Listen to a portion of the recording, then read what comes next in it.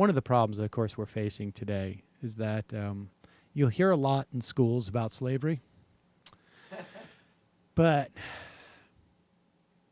all you hear are the bad parts. Here is Bryan Fischer, host of Focal Point on American Family Radio, saying the schools teach too much about slavery and not about the good things about, or I should say, how slavery reflects well on those people who had slaves. Here it is.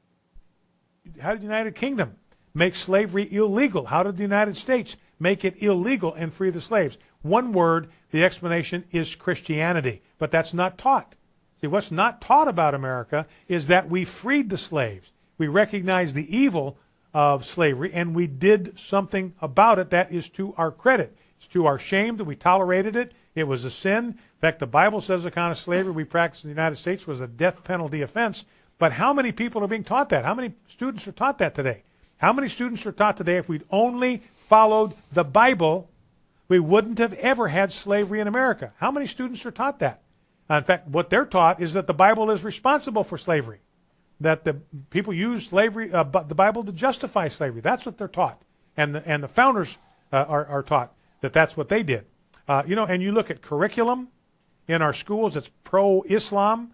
You got a lot of schools now that officially say you've got to teach about Islam. You got to have kids memorizing the Islamic conversion prayer.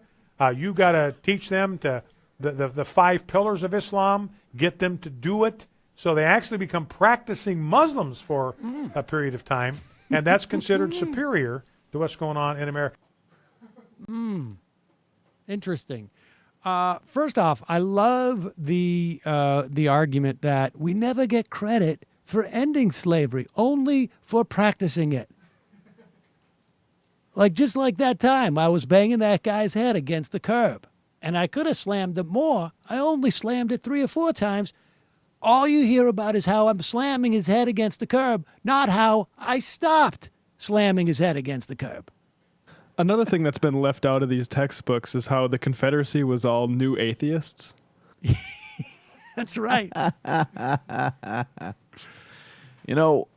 On this show and others, and also the Goy Sam Seder or David Dane have criticized me for my housing policies. But look, the priority was to indoctrinate kids into Islam. And when you build on a strong foundation of faith, you have the best housing policies imaginable. There's no homelessness in ISIS-controlled territory. Look it up. Now, here's I can tell you that Christianity may, in fact, not support slavery, but that Christianity was certainly used to support slavery. Just a quick Google would just take you to examples like in Charleston, South Carolina, the Charleston Mercury paper said both the Old and New Testament gave permission to hold others as slaves. That Jesus supported slavery. Now, it may not be the case that Jesus did. I don't really know. But certainly in the Bible, there isn't a lot of support for slavery. But it does go to show you how at different times, in different eras, depending on the politics, religion, like anything else, like nationalism or anything else, can be hijacked to support bad policies and make people do bad things. This is the J-Man, and nope, not pro-slavery. Hi, folks. Sam Seder here. We still need your help on our Patreon page. YouTube ads have come back, but not nearly as much as we had before. So if you can help us out, any little bit helps. Head over to our Patreon page right at this URL, and you'll help us keep helping you by making videos